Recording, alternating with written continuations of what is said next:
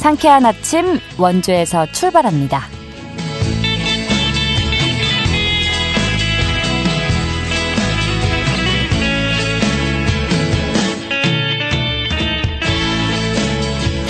여러분 안녕하십니까? 1월 13일 월요일 KBS 원주방송국에서 보내드리는 상쾌한 아침 원주에서 출발합니다.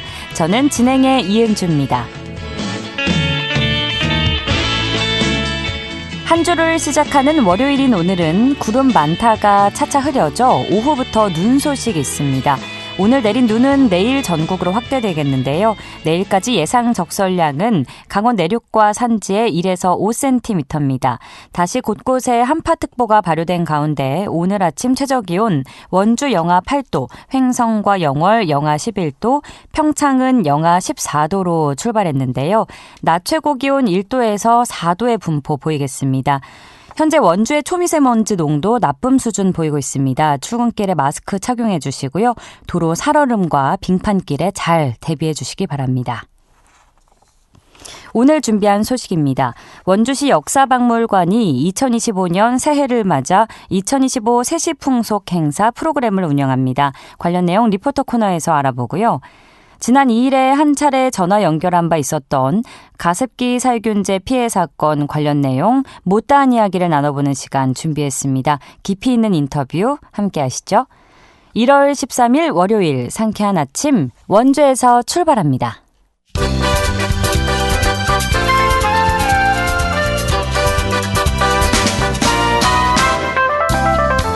오늘의 뉴스입니다. 원주시 보건소가 65세 이상 어르신을 대상으로 폐렴구균 무료 예방접종을 연중 실시합니다. 접종 대상자는 65세 이상 백신 미접종 어르신으로 신분증을 지참해 보건소 또는 위탁 의료기관을 방문하면 됩니다. 폐렴구균으로 인한 균열증과 수막염 발생 시 사망률은 최대 80%에 달합니다.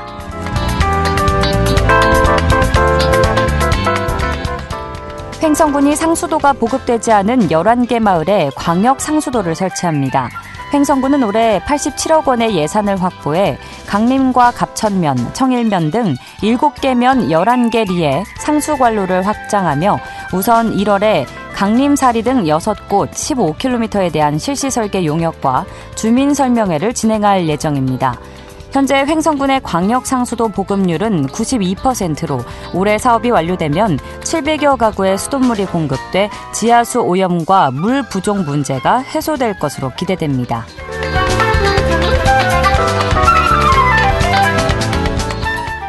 영월 절임배추가 지난해 116억 원의 매출을 기록했습니다. 군은 2024년 절임배추 생산량 조사한 결과 4,400톤을 판매해 모두 116억 원의 매출을 올렸습니다. 영월은 일교차가 크고 토양의 석회가 풍부해 배추가 단단하고 아삭한 식감을 느낄 수 있는데요. 이 같은 배추의 우수성을 바탕으로 영월배추와 절임생산자연합회는 절임배추를 생산하고 김장철에 소비자들에게 공급해왔습니다. 오늘의 뉴스였습니다.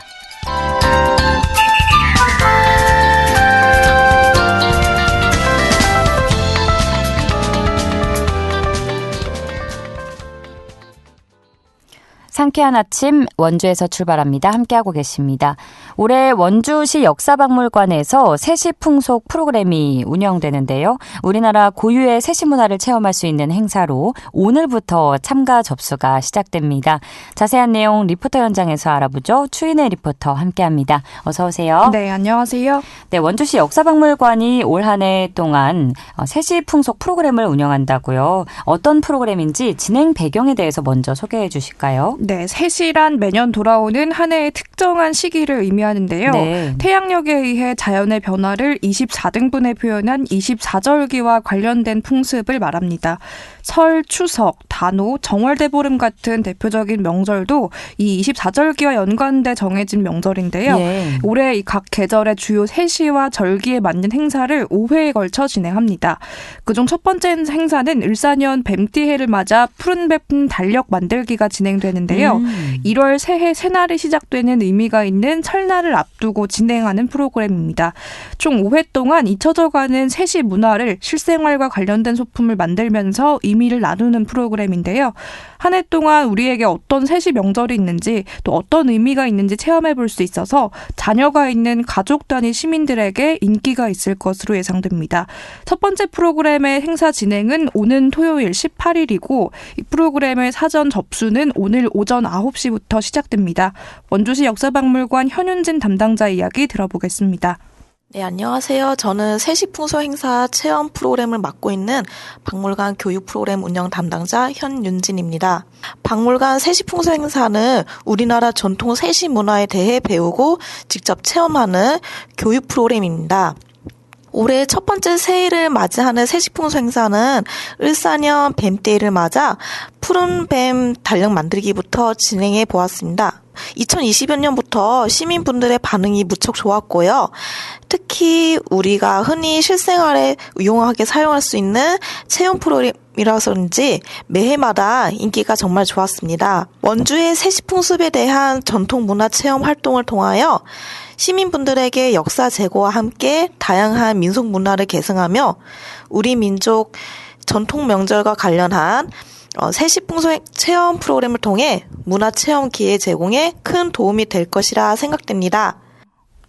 프로그램 구성은 어떻게 됐는지 궁금하고요. 또 어떤 세시풍속을 체험할 수 있는지도 알려주시죠. 네, 프로그램은 1월부터 12월까지 총 5회에 걸쳐 진행됩니다. 네. 이번 토요일 진행되는 새해맞이 뱀달력 만들기를 시작으로 2회차 프로그램은 삼진날 프로그램인데요. 삼진날은 음력 3월 3일로 봄을 알리는 명절입니다. 3월의 첫 뱀날이라는 의미를 담고 있는데요. 뱀이 동면에서 깨어나 나오기 시작하는 날이라고 합니다.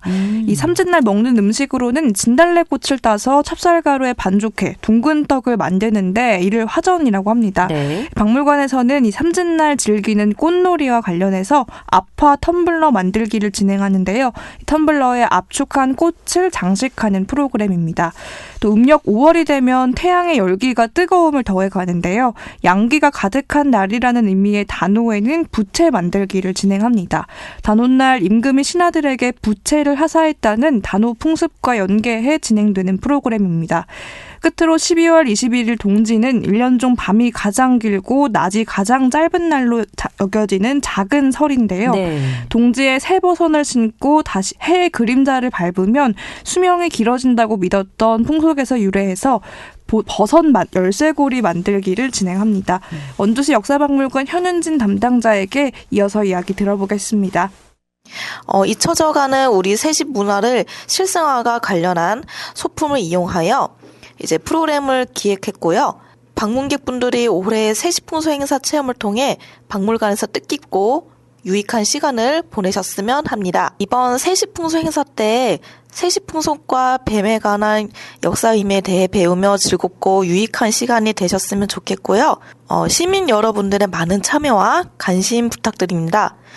그리고 복조리 만들기는 조금 난이도가 있을 수 있사오니 가능하면 이제 초등학생 이상 자녀분들과 오셨으면 좋겠습니다. 여러분, 이번 푸른뱀 달력 만들기 체험을 통해 2025년에도 모든 일이 뜻대로 이루어지는 만사 형통의 해가 되셨으면 좋겠습니다.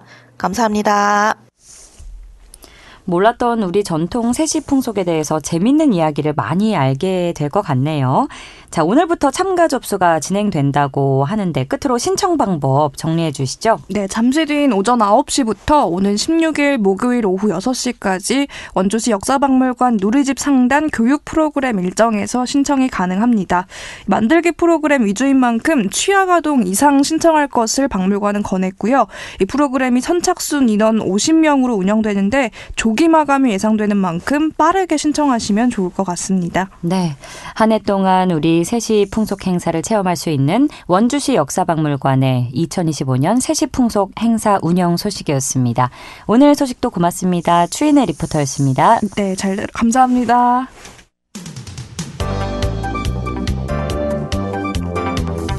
생생한 현장, 유익한 생활 정보를 전해드리겠습니다. KBS 원주라디오 상쾌한 아침 원주에서 출발합니다를 함께하고 있습니다. 함께하고 계신 지금 시각 8시 42분 지나고 있습니다. 2주 전 시간 관계상 못다 나눈 가습기 살균제 사건과 관련해 다시 한번 전화 연결해 보겠습니다. 환경보건시민센터 최예용 소장에게 지난 12월 26일 대법원 판결과 관련한 이야기 나눠보도록 하죠. 소장님 안녕하십니까? 네, 안녕하세요. 네, 다시 연결해 주셔서 감사드리고요. 예, 우선 강원도에서 가습기 살균제로 인한 피해 규모가 어느 정도인지부터 다시 한번 좀 짚어주실까요? 예.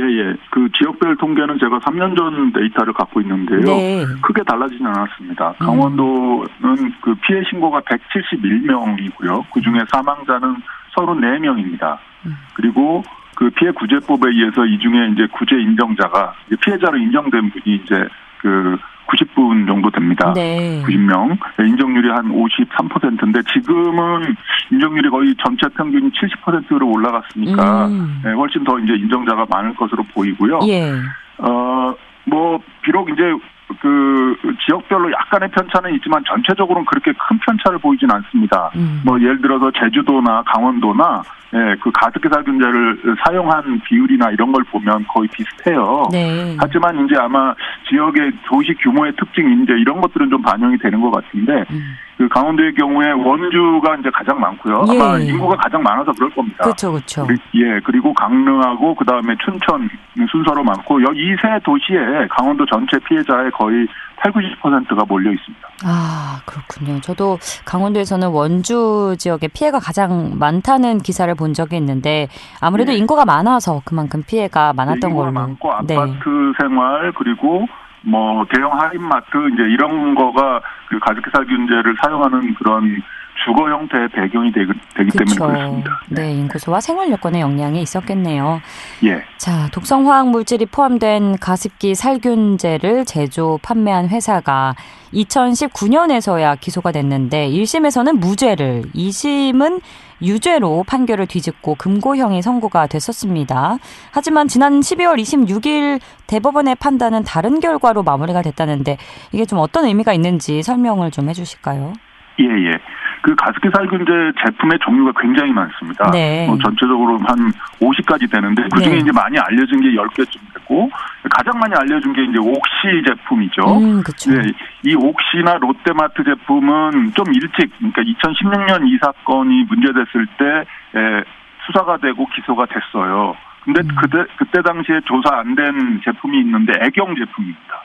애경, SK, 신세계 이마트 이런 제품들 소위 그 성분으로 따지면 CMIT라는 그런 성분인데 이게 이제 뒤늦게서야 2019년에 이제 기소가 된 거예요. 이 제품의 종류는 옥시 거랑은 다르지만 그 사실 쓰는 용도나 이런 건 다 똑같거든요. 그리고 그 성분도 거의 농약 성분이나 마찬가지거든요. 그리고 어느 제품 하나 다 그 안전 시험을 하지 않았어요. 그 앞선 회사의 제품을 카피 제품을 만들면서 자기네 제품은 안전할까? 이렇게 확인해야 되는데 그런 걸 안 했어요. 예. 이런 과정이 시간이 지나면서 이제 1심에서는 무죄를 받았지만 2심에서 유죄가 나온 그런 배경입니다. 그러니까 애경 제품, 신세계 이마트 제품도 전부 그 사용하다 사람이 죽고 다칠 수 있다. 이게 확인된 거죠. 다만 이제 그 기소가 뒤늦게 되다 보니까 검찰이 이제 늑장 수사를 한 거죠. 네. 그러다 보니까 이 형사재판에는 이 공소시효라는 게 있습니다. 그쵸. 문제가 된 다음에 7년 이내에 기소가 돼야 됩니다. 예. 근데 이제 2019년에나 이제 됐으니까 이 사건이 2011년에 알려지고 사용 금지된 게 2011년이거든요. 그러니까 이제 굉장히 뒤늦게 되다 보니까 기소를 시한을 넘긴 제품들이 이제 넘긴 피해 사례들이 많아진 거예요. 그렇게 되면 정당한 그런 형사처벌을 이제 못 받게 되니까 검찰이 아까 말씀드린 옥시의 경우는 이제 진작에 기소가 됐고 2016년에 이렇게 되고 했으니까 이거랑 그 애경 제품, SK 제품 거랑 사실상 이 회사들이 다 그 레시피나 이런 걸 주고받으면서 사실상 비슷한 제품을 만들어서 이들이 다 공범이다. 이런 이제 그 법리를 가지고 다 이렇게 SK와 애경에 대한 유죄 판결을 2심이 내린 거예요. 이 부분에 대해서 대법원은 아니 비슷한 제품은 맞지만 이들이 서로 짰다는 증거가 어디 있냐. 이렇게 해서 공범이라고 볼 수 없으니 그 부분은 돌려보낸다라고 이제 소위 파기환송을 했던 것이죠.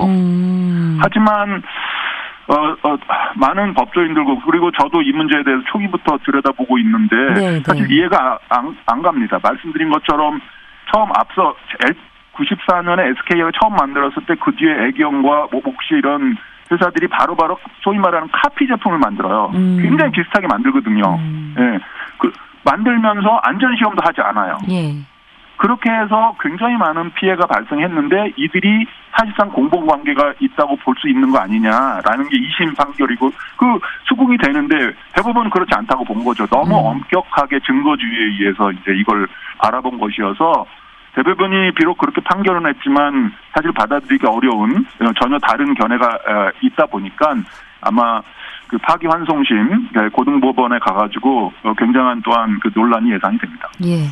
문제된 이제 가습기 살균제를 제조 판매한 회사들이 안전 테스트를 당연히 거쳐야 하는데 거치지 않았던 부분이 어쨌든 인정이 돼서 2심에선 유죄가 나왔던 걸로 보이는데 네, 그럼 이 12월 26일 대법원의 판결이 전해지자 피해자와 피해자 가족 그리고 환경보건시민센터에서 바로 긴급 기자회견을 가지셨다고 들었습니다. 예. 이제 대법원 판결이 앞으로 재판 과정에서 어떻게 작용할 것으로 예상하시는지 그 기자회견 내용과 함께 좀 알려주신다면요. 네네. 금방 말씀드린 대로 아주 황당한 판결이다. 그렇다면은 그 수많은 가습기 살균제 피해자들은 그러면 누가 죽였다는 얘기냐, 왜 다쳤다는 얘기냐, 기업의 제품이 아니면 그러면 뭐냐, 이제 이런 강한 항의가 이제 나왔고요. 예. 또 그렇긴 하지만 또 한편 대법원이라는 게 우리나라의 3심 제도의 이제 제일 마지막 그 단계이기 때문에 대법원에서 공범으로 볼 수 없다라고 한 부분은 바꾸기는 어려울 것 같아요. 무슨 특별법 같은 게 만들어지지 않는 한 그 부분은 어려울 것 같아요. 근데 하지만 말씀드린 것처럼 그 CMIT, MIT 제품인 애경과 SK 신세계 이마트 제품이 유해하다는 건 확인이 됐습니다. 따라서 무죄로 나오는 건 아니고요. 이들 회사가 무죄로 나오는 건 아니고 다만 양형이 줄어들 가능성은 커 보입니다. 네. 왜냐? 예, 그 공소시효가 지난 피해자들의 경우에는 그들의 피해를 이들 기업에게 묻기가 어려운 게 현실이기 때문에, 그러니까 지난 2심에서 이제 금고 4년이 나왔는데 그거보다는 훨씬 줄어들 텐데 무죄로 나오기는 어렵다 이렇게 봅니다. 예. 네. 그럼 결국 파기환송 후에 검찰과 2심 법원에서는 이제 여러 제품을 섞어 사용한 피해자들이 구체적으로 어떤 성분 때문에 숨졌는지를 좀 규명을 해야 하는 과제가 생긴 걸로 봐야 될까요? 그렇습니다. 그 부분이 이제 굉장히 중요한 쟁점이 될 것 같고, 예. 만약에 선명하게 구분이 안 되면 다시 대법으로 올라갈 수도 있는데, 이게 현실적으로 선명하게 구분되기 어려워요. 예. 피해자들이 이제 소비자들의 그 소비 형태를 보면, 이제 뭐 옥시 제품이 초기에 나왔으니까 그걸 쓰다가 다 떨어지면 이제 그 슈퍼마켓 가면은 또 새로운 제품이 나와 있거든요. 그쵸. 그럼 그걸 사다 쓴 그런 사례가 전체 절반이 넘어요. 그쵸. 소위 이 복합 사용입니다. 예. 그러면은 그 나중에 뭐 사망했거나 또는 폐질환이 걸렸을 때 뭐 때문에 그랬느냐, 예전 거냐 아니면 최근 거냐, 이거 뭐 기술적으로나 의학적으로 밝히기가 사실 불가능에 어렵죠. 가깝습니다. 예. 둘 다 영향을 줬다고 봐야 되는 것이기 때문에, 하지만 어쨌든 다퉈질 거는 보입니다. 이 부분이 핵심 쟁점이 될 거로 보이는데, 이제 2심 재판부가 어떤 재판부냐에 따라서 현명하게, 둘 다 영향을 줬다라든지, 아니면, 그 사망 또는, 그, 질환이 나타나기 직전에 쓴 그 제품의 영향이 더 컸다든지, 어떤 뭐 비율까지는 못하지만, 그런 판단들이 나올 거로 생각이 됩니다. 예. 또 앞서 말씀 주신 것처럼 사망자 대부분이 2010년에서 2011년에 숨졌고 또 이제 상해 피해자들도 2011년경쯤에는 뭐 사용을 다 마친 상태여서, 그런데 이제 검찰이 제조 판매 관계자들을 기소한 시점이 2019년이기 때문에 이런 뭐 성분이나 이런 거를 규명하는 거에서도 문제가 있지만 앞서 우려하신 대로 이제 공소시효가 발목을 잡을 가능성이 큰 상황인 거죠. 그렇습니다. 예, 그 공소시효라는 것이 이 형사재판이기 때문에 그래요. 그렇죠. 예, 민사재판도 물론 시효 그런 것들이 있긴 하지만 형사재판의 경우에는 훨씬 더 엄격하고, 그리고 그 시효가 지난 거는 아무리 큰 죄가 있어도 법을, 그러니까 그 죄를 묻기가 어렵게 돼 있거든요. 이제 그런 점에서 이제 사법적인 판단이 굉장히 중요하긴 하지만 예, 예. 사법적인 판단과 더불어서 소위 말하는 사회적인 책임. 네, 문제가 있다면 사법적인 한계를 떠나서 잘못을 인정하고 또 사죄하고 하는 그런 해결 과정이 굉장히 아쉬운데 너무 기업들이 그 사법의 그 형사 판결을 피하기 위해서 시간을 질질 끌고 소비자들을 특히 피해자들을 괴롭혀온 그 부분에 대한 것이 굉장히 참 분노스럽고 그 부분이 우리 사회가 관심을 가져야 될 게 아닌가 싶습니다. 예.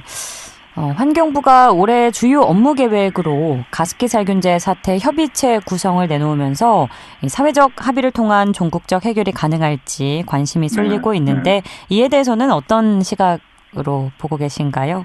네네.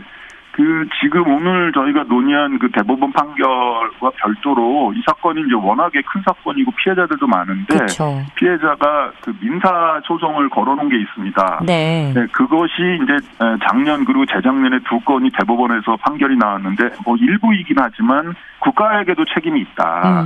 이제 이런 판결이 나왔어요. 그러다 보니까 그것도 이제 대법 판결이거든요. 예. 그러다 보니까 국가 그동안에 이제 이 부분에 이제 이 가습기 살균제 사건은 기업 책임과 국가 책임이 크다 이렇게 지적이 돼 왔는데 이거를 이제 대법원이 인정한 거잖아요. 그러다 보니까 환경부가 더 이상 자기네가 이제 발뺌할 수가 없게 된 상황이에요. 네, 그래서 지금 피해 구제법에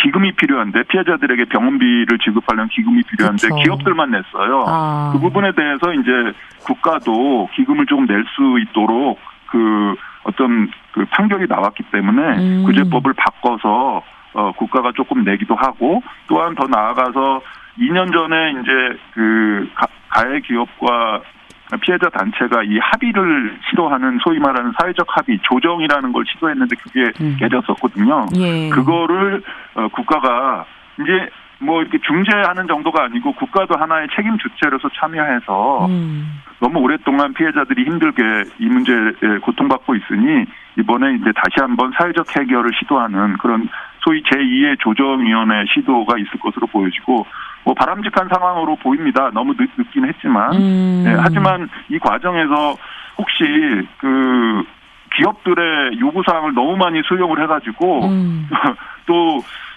다시 한번 피해자들을 아프게 하는 그런 일은 발생하지 않았으면 싶습니다. 예. 앞서 초반에 특별법 얘기도 해주셨는데 가습기 살균제 피해 구제를 위한 특별법 개정을 추진한다는 방침도 전해졌습니다. 가습기 살균제 피해 구제 자금에 이제 방금 또 이야기해 주신 것처럼 정부 재정을 출연하는 방안도 검토하고 있는 것으로 전해지곤 있는 상황인 거죠? 그렇습니다. 예, 금방 말씀드린 대로 네.